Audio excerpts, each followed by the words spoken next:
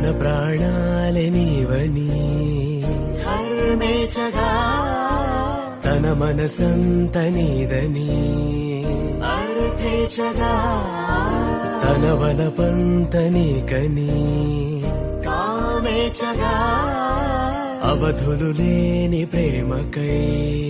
మోక్షేచగా